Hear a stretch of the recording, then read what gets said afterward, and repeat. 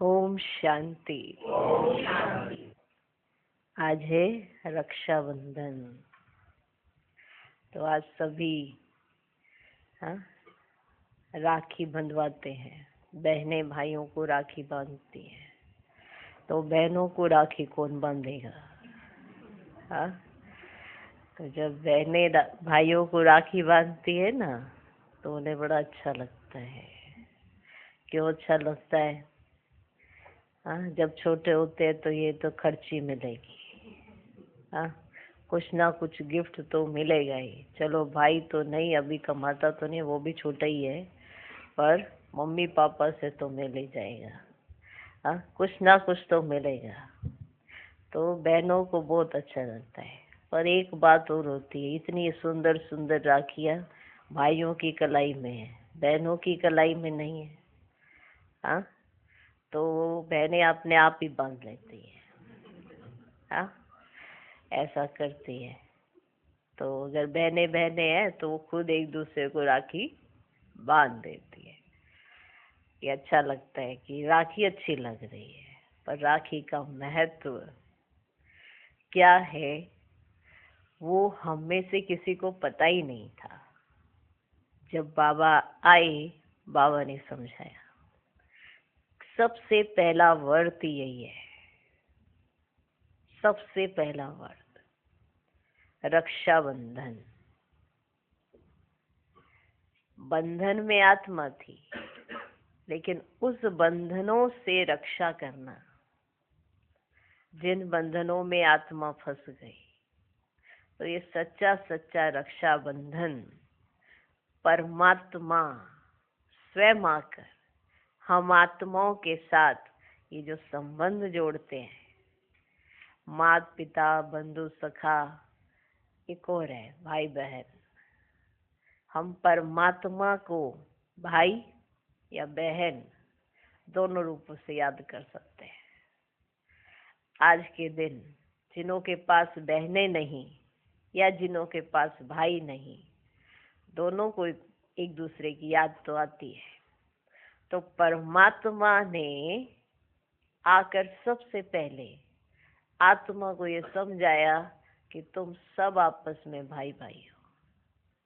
शरीर लिया तो भाई बहन हो जाते हो, पर तुम आत्माओं के सर्व संबंध मुझ परम पिता परमात्मा से है। मैं ही तुम्हारी माता, मैं ही तुम्हारा पिता, मैं ही तुम्हारा बंधु, मैं ही तुम्हारा सखा, मैं ही तुम्हारा भाई, मैं ही तुम्हारी बहन। आत्मा का सर्व संबंध परमात्मा के साथ, और इतना सुंदर संबंध जिसमें एक दूसरे के साथ रहते भी हैं, साथ निभाते भी हैं, रक्षा करते भी हैं, और कदम कदम पर मदद करते रहना। जैसे बहनें भाइयों को कहती हैं कि हमको ये थोड़ी प्रॉब्लम है, तो भाई नहीं सोचते हैं, भाई झट मदद करने पहुंच जाते हैं। तो परम पिता परमात्मा आत्मा रूपी बहन के पास सबसे पहले पहुंच जाते हैं, सबसे पहले पहुंच जाते हैं कि आत्मा बहन परेशान है, दुखी है, तो भाई पहुंच जाता है। तो आजकल भी बहनें फोन करती हैं, भाई देखो क्या करते हैं घर में, ये ऐसा कर रहे हैं, ऐसा कर रहे हैं, तो भाई फट से पहुंच जाते हैं। तो परमात्मा सबसे पहले आकर आत्माओं को इस बंधन में ही बांधते हैं। ये बंधन है रक्षाबंधन, इस राखी के बंधन में। इसीलिए कलाई पर राखी, बहुत सुंदर सी राखी बांधी जाती है, माना भाई को भी देख देख के खुशी हो कि ये देखो मेरी बहन ने बांधी है, कितनी सुंदर है, कितनी सुंदर है।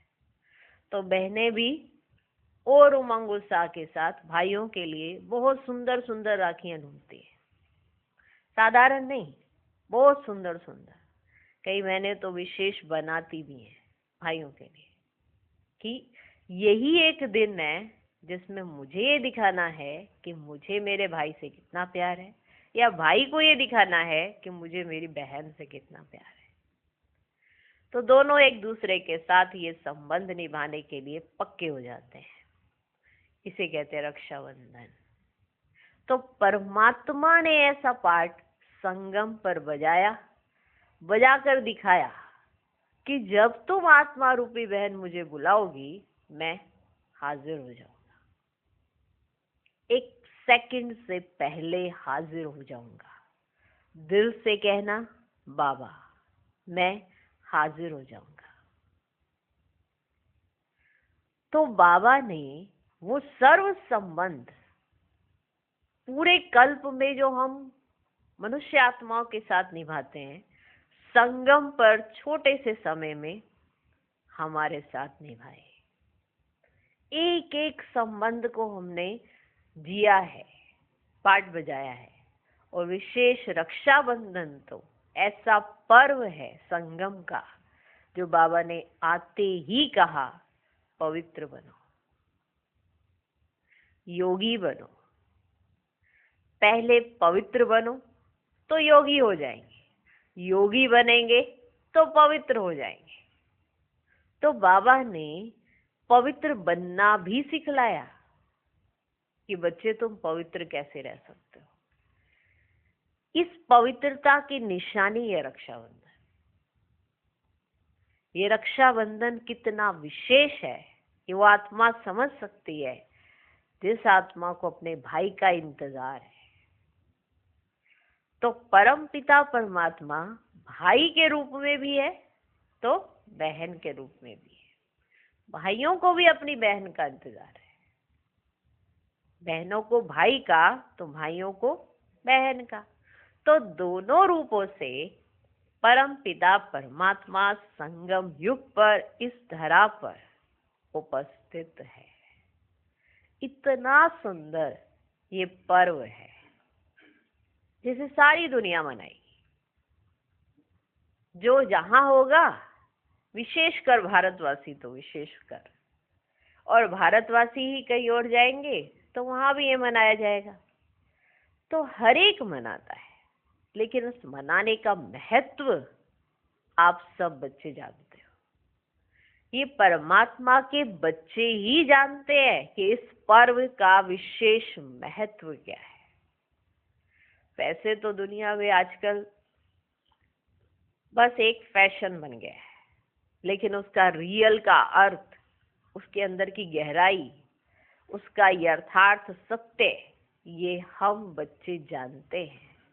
जिसका यथार्थ अर्थ रक्षाबंधन है, वो रक्षाबंधन भी रक्षाबंधन कैसे बना, वो राखी पर्व रक्षाबंधन कैसे बना, ये हम बच्चे अभी जानते हैं, क्योंकि बाबा ने हमको समझाया है, बताया है। तो आज के दिन की विशेष इस पर्व की और पवित्रता के एक सुंदर से संबंध की, एक सुंदर सा बंधन, एक सुंदर सा संबंध, आज के दिन की हम सभी बच्चों को बाप दादा की तरफ से और हम सब पूरे परिवार को, सभी को, सबकी तरफ से, माना सब एक दूसरे को बधाई देते हैं, तो बाप दादा की तरफ से और हमारी तरफ से आप सबको आज के दिन की, यादगार दिन की बहुत बहुत मुबारक हो, मुबारक हो, मुबारक हो।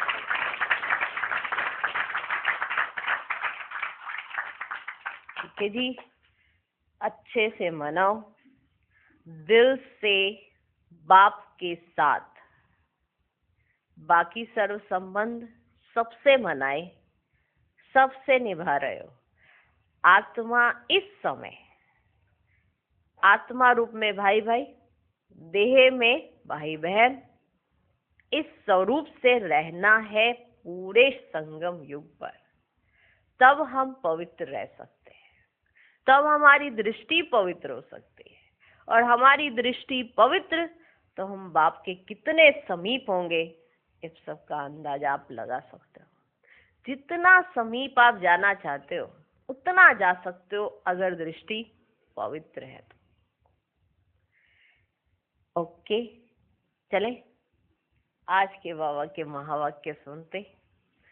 आज की तारीख है 29 अगस्त 2015। साकार महावाक्य। बाबा कहते, मीठे बच्चे, तुम्हें सर्विस की बहुत उछल आनी चाहिए।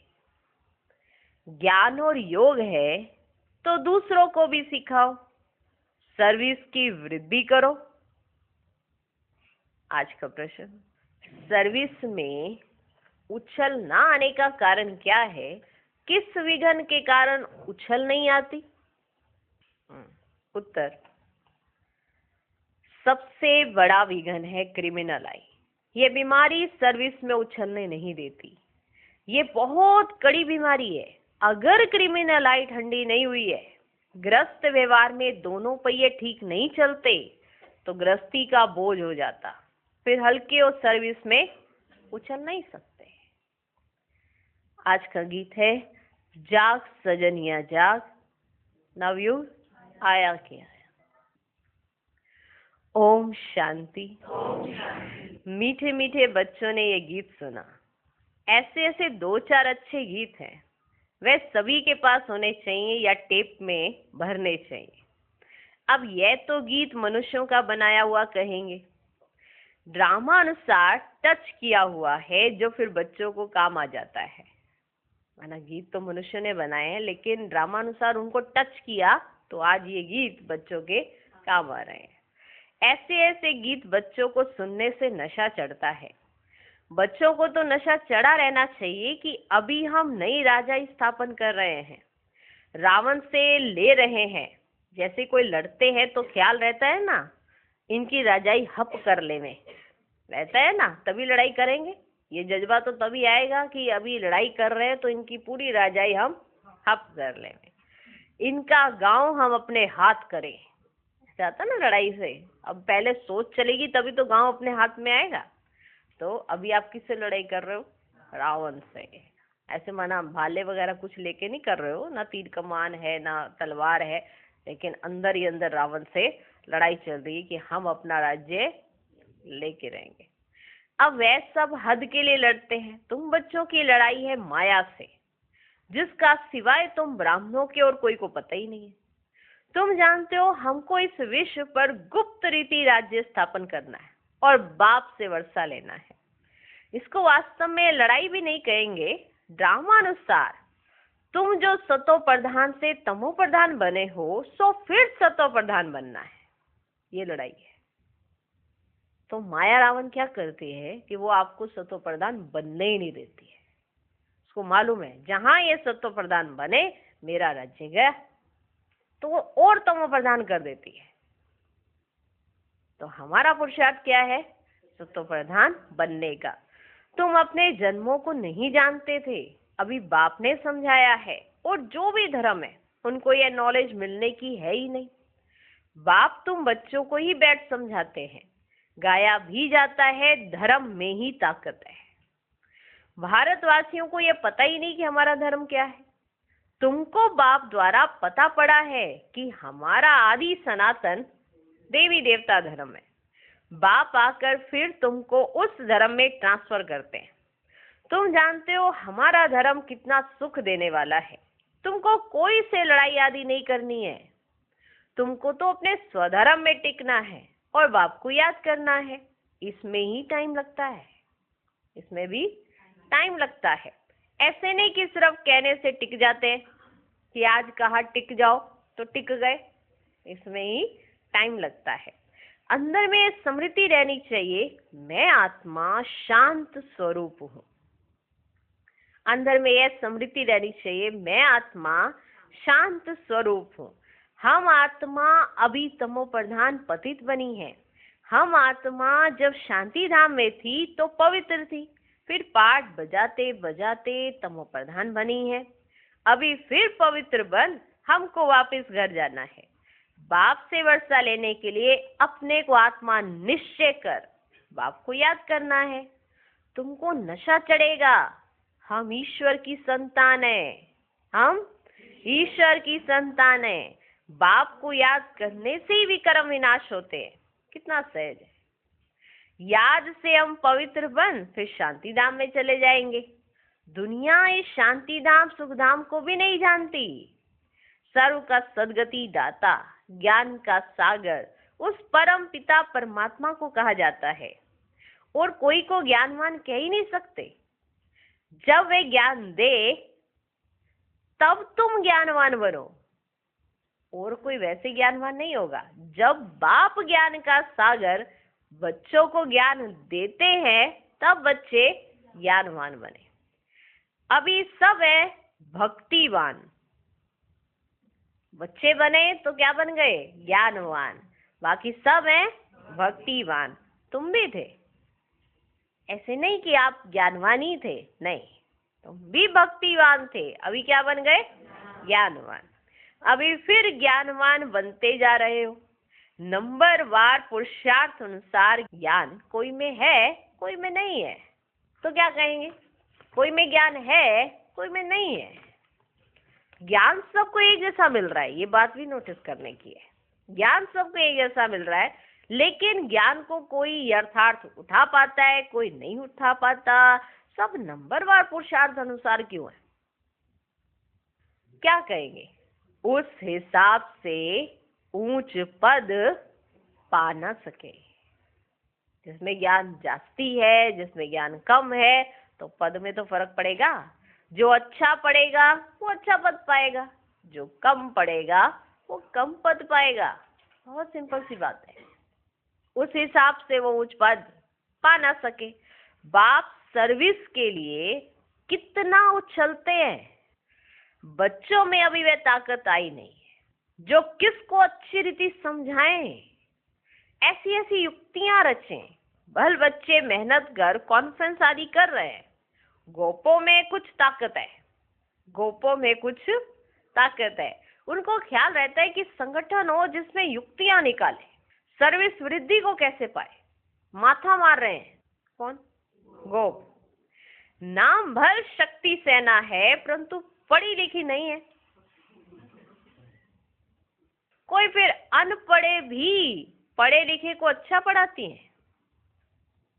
अनपढ़ हैं पर वो पढ़े लिखे को अच्छा पढ़ाती है। बाबा ने समझाया है क्रिमिनल आई बड़ा नुकसान करती है। यह बीमारी बड़ी कड़ी है, इसलिए उछलते नहीं। तो बाबा पूछते हैं, तुम युगल दोनों पहिए ठीक चल रहे हो? युगल आते हैं ना, बाबा के पास आते हैं दोनों, तो बाबा दोनों से पूछ रहे हैं। दोनों में से एक चलता है वो एक अलग बात है, लेकिन अगर दोनों चलते हैं उनकी बात हो रही है। दोनों युगल बैठे, बाबा के सन्मुख बैठे, तो बाबा उनसे पूछते हैं, क्या पूछते हैं? तुम युगल दोनों पहिए ठीक चल रहे हो? उस तरफ कितनी बड़ी बड़ी सेनाएं हैं, स्त्रियों का भी झुंड है, पढ़े लिखे हैं, उन्हों को मदद भी मिलती है। तुम तो गुप्त, कोई भी नहीं जानते कि ये ब्रह्मा कुमार कुमारियां क्या करते हैं। तुम्हारे में भी नंबरवार है जो पूरी तरह से ये जानते हो कि ये सब क्या होता है। तुम्हारे में भी नंबरवार है।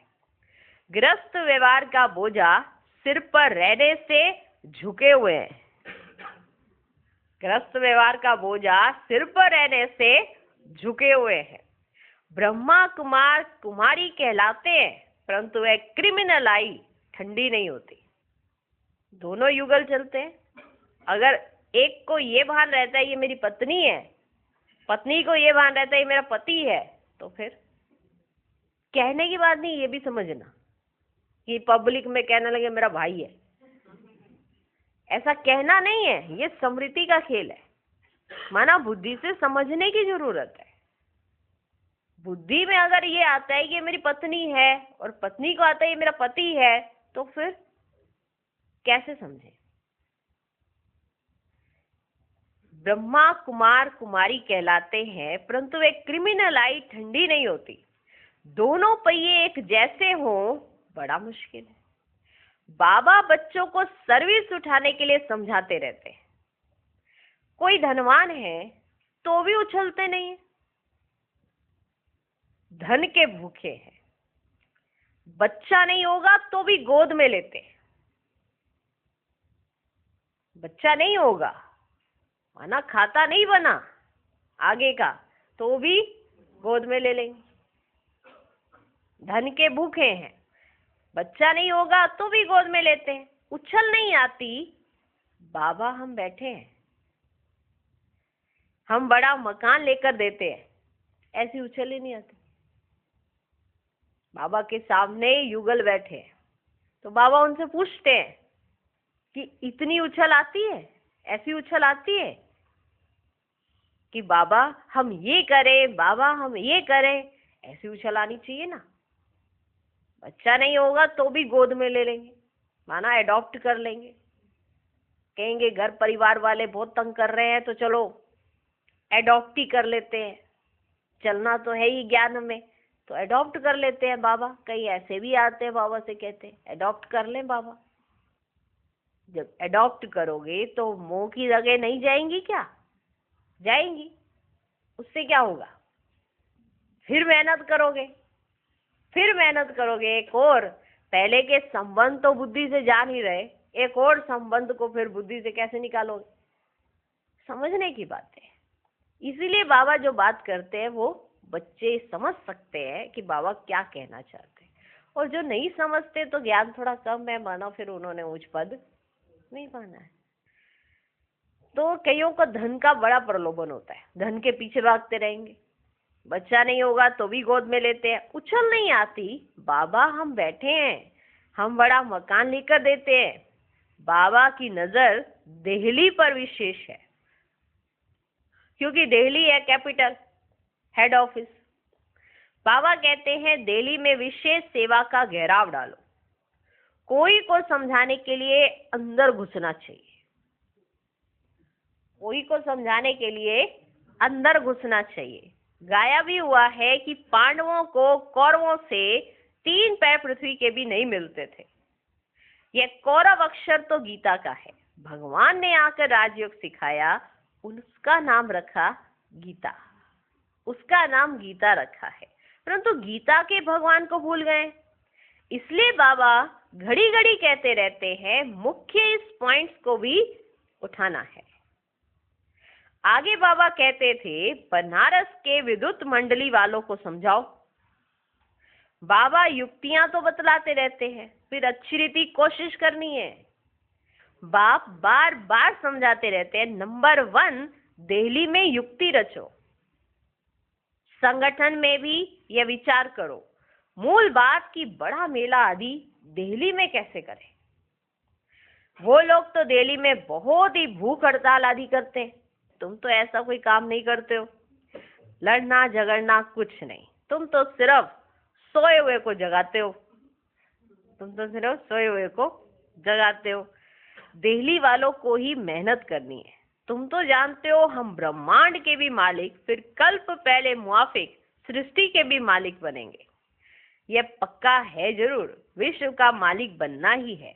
अभी तुमको 3 पैर पृथ्वी के भी कैपिटल में ही चाहिए, जो वहां ज्ञान के गोले छोड़े। नशा चाहिए ना, बड़ों का आवाज चाहिए ना। इस समय भारत सारा गरीब है, गरीबों की सेवा करने के लिए ही बाप आते हैं। दिल्ली में तो बहुत अच्छी सर्विस होनी चाहिए। बाबा इशारा देते रहते हैं, बाबा इशारा देते रहते हैं। दिल्ली वाले समझते हैं बाबा हमारा अटेंशन खिंचवाते हैं। आपस में शीरखंड होना चाहिए। अपना पांडवों का किला तो बनाएं, दिल्ली में ही बनाना पड़ेगा।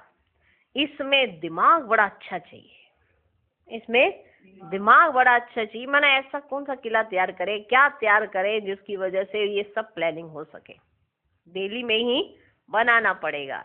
इसमें दिमाग बड़ा अच्छा चाहिए, बहुत कुछ कर सकते हैं। वो लोग गाते तो बहुत है, भारत हमारा देश है, हम ऐसे करेंगे, परंतु खुद में कुछ भी दम नहीं। वो लोग गाते तो बहुत हैं, भारत हमारा देश है, हम ऐसे करेंगे, परंतु खुद में कुछ भी दम नहीं, सिवाय फॉरेन की मदद से उठ नहीं सकते। तुमको तो बहुत मदद मिल रही है बेहद के बाप से, इतनी मदद कोई दे ना सके, इतनी मदद कोई दे ना सके। अब जल्दी किला बनाना है, अब जल्दी किला बनाना है। तुम बच्चों को बाप विश्व की बादशाही देते हैं तो हौसला बहुत चाहिए। झरमुई झगमुई में बहुतों की बुद्धि अटकी रहती है। झरमुई जगमुई, माना इधर उधर की बातों में ज्यादा बुद्धि अटकी है, तो जो बुद्धि से विशेष कार्य करने हैं वो कैसे करेंगे? झरमुई झगमुई में बहुतों की बुद्धि अटकी रहती है। बंधनों की आफत है माताओं पर, बंधनों की आफत है माताओं पर। करना बहुत कुछ चाहती है माताएं, ऐसा दिल करता है ऐसा करूं ऐसा करूं, कैसा करूं, पर क्या करूं ना, ये बंधन है। चिड़िया कहे मैंने उड़ना है उड़ना है उड़ना है, और क्या करूं ना, पिंजरा है, तो पिंजरा तो तोड़ना पड़े। तो बाबा कहते हैं आज बंधनों की आफत है माताओं पर, मेल्स पर कोई बंधन नहीं। माताओं को अबला कहा जाता है, पुरुष बलवान होते हैं। पुरुष शादी करते हैं तो उनको बल दिया जाता है, तुम ही गुरु ईश्वर सब कुछ हो। स्त्री तो जैसे पूंछ है, पिछाड़ी में लटकने वाली तो सचमुच पूंछ होकर ही लटक पड़ती है। स्त्री तो जैसे कि पूंछ हो गई, माना उसको बलवान ऐसे माना पहले दिन ही चढ़ा दिया जाता है कि आप ईश्वर हो गुरु हो। ठीक है, स्त्री तो जैसे पूंछ है, पिछाड़ी में लटकने वाली तो सचमुच पूंछ होकर ही लटक पड़ती है। पति में मोह, बच्चों में मोह, पुरुषों को इतना मोह नहीं रहता है, उनकी तो एक जूती गई तो दूसरी तीसरी ले लेते, आदत पड़ गई है, आदत पड़ गई है। बाबा तो समझाते रहते हैं, है ना, देखो किस तरह का हिसाब चलता है, वो भी बाबा बच्चों को समझाते हैं कि जो तुम इतनी रगे तुम्हारी जाती हैं बच्चे, वो रगे जाकर तुमको क्या मिलेगा। और उन्हों के ऊपर बंधन नहीं है, उन्हों के ऊपर कोई बंधन नहीं है, और उन्हों का किसी में इतना जास्ती मोह भी नहीं है, लेकिन आप जास्ती मोह में फंस जाती हो। पति में मोह, बच्चों में मोह, पुरुषों को इतना मोह नहीं रहता, उनकी तो एक जूती गई तो दूसरी तीसरी ले लेते, आदत पड़ गई है। बाबा तो समझाते रहते, ये अखबार में डालो, बच्चों को बाप का शो करना है, यह समझाना तुम्हारा काम है। बाबा के साथ तो दादा भी है, यह तो जा नहीं सकते। बाबा के साथ तो दादा भी है, यह तो जा नहीं सकते। कहेंगे शिव बाबा ये बताओ, ये हमारे ऊपर आफतें आई हैं, इसमें आप राय दो। ऐसी ऐसी बातें पूछते हैं, शिव बाबा आप बताओ हमारे ऊपर ऐसी ऐसी आफतें आई हैं। तो बाबा कहते हैं ऐसी ऐसी बातें पूछते हैं। बाप तो आए हैं पतितों को पावन बनाने। बाप कहते तुम बच्चों को सब नॉलेज मिलती है, कोशिश कर आपस में मिलकर राय करो। तुम बच्चों को अभी विहंग मार्ग की सेवा का तमाशा दिखाना चाहिए। चींटी मार्ग की सर्विस तो चलती आ रही है, लेकिन ऐसा तमाशा दिखाओ जो बहुतों का कल्याण हो जाए। बाबा ने एक कल्प पहले भी समझाया था, अब भी समझाते हैं। बहुतों की बुद्धि कहाँ ना कहाँ फंसी हुई है, उमंग ही नहीं। बहुतों की बुद्धि कहाँ ना कहाँ फंसी हुई है, उमंग नहीं।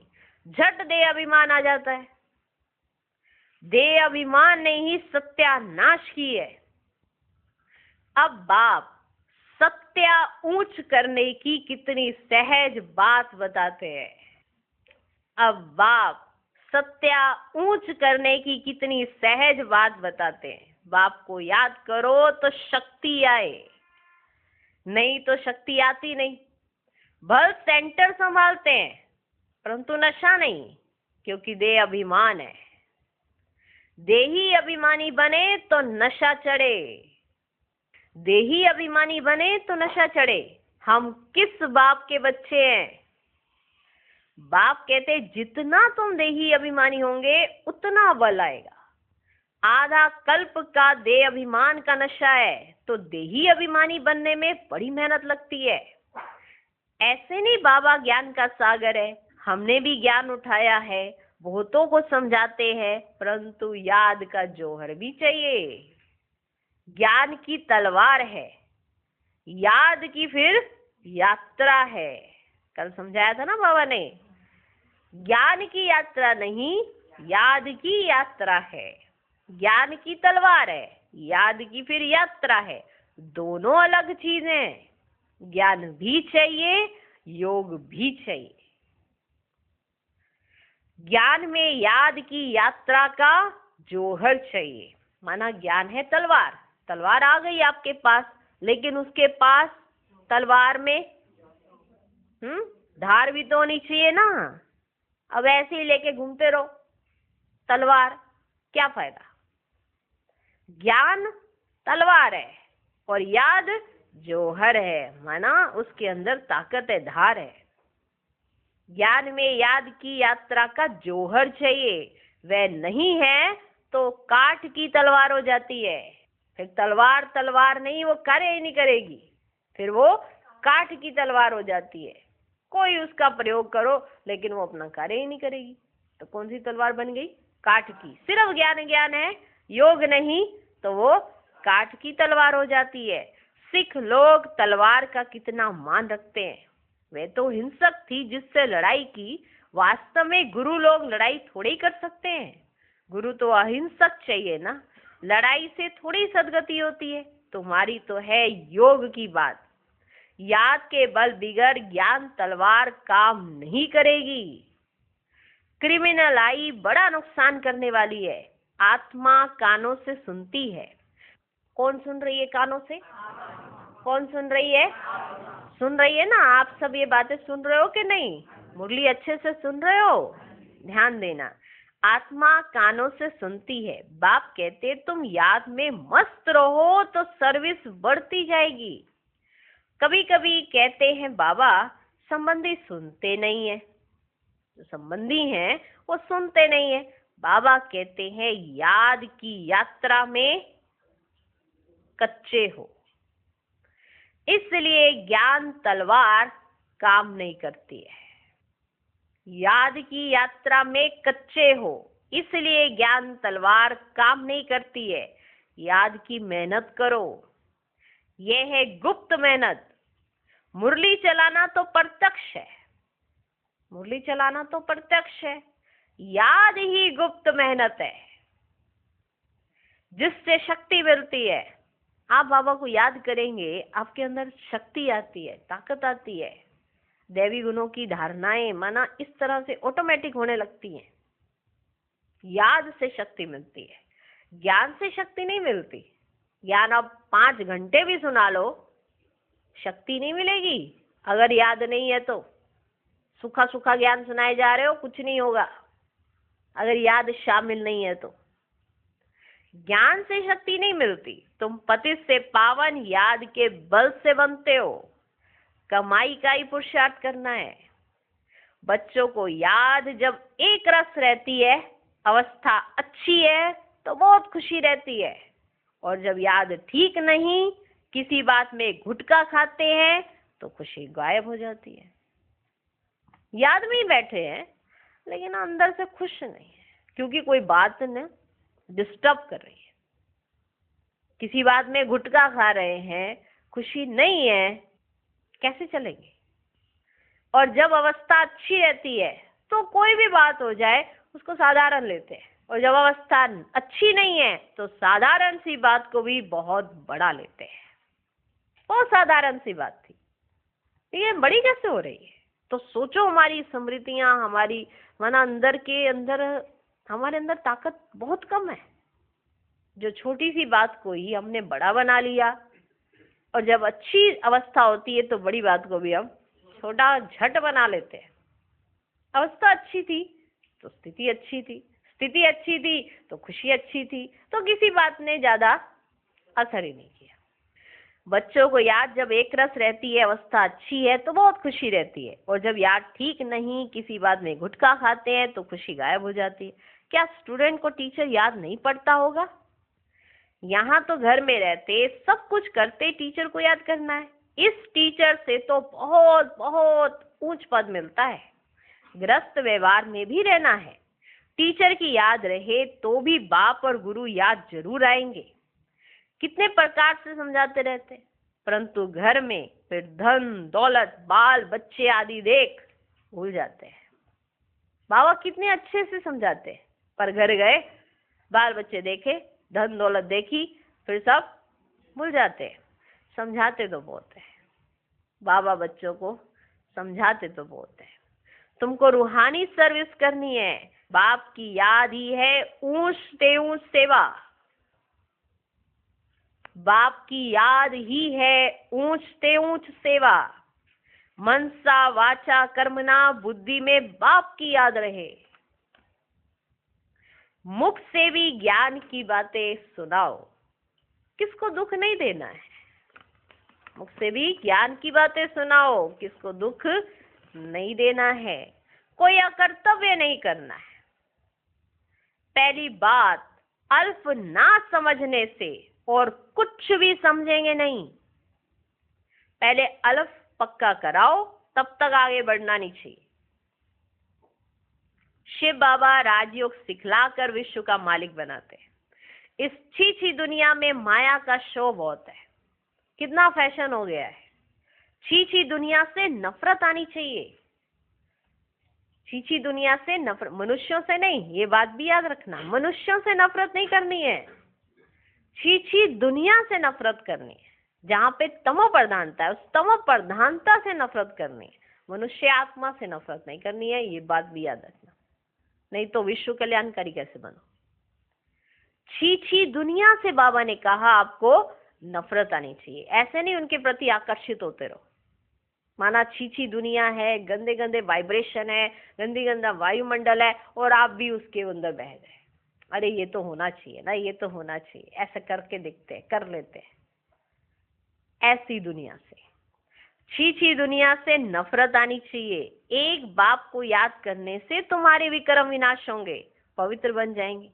टाइम वेस्ट नहीं करो, अच्छी रीति धारणा करो। माया दुश्मन बहुतों का अकल चट कर देती है। कमांडर गफलत करते हैं तो उनको डिसमिस भी करते हैं।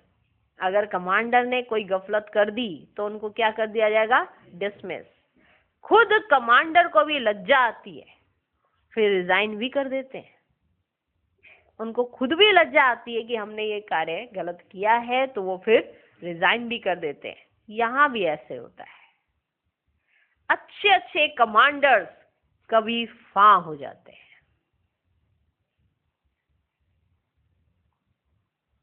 गफलत की, उनको डिसमिस किया गया, फिर वो लज्जा आई तो फिर उन्होंने माना क्या हो गए? फां हो जाते हैं। अच्छे अच्छे कमांडर्स कभी फां हो जाते हैं। अच्छा, मीठे मीठे सीखी लदे बच्चों प्रति माता पिता बाप दादा का याद प्यार और गुड मॉर्निंग। रूहानी बाप की रूहानी बच्चों को नमस्ते। हम रूहानी बच्चों की भी रूहानी बाप को नमस्ते नमस्ते नमस्ते। Good morning good morning good morning. धारणा के लिए मुख्य सार, पहला पॉइंट, याद की गुप्त मेहनत करनी है। याद की मस्ती में रहने से सर्विस स्वतः ही बढ़ती रहेगी। मनसा वाचा कर्मणा, याद में रहने का पुरुषार्थ करना है।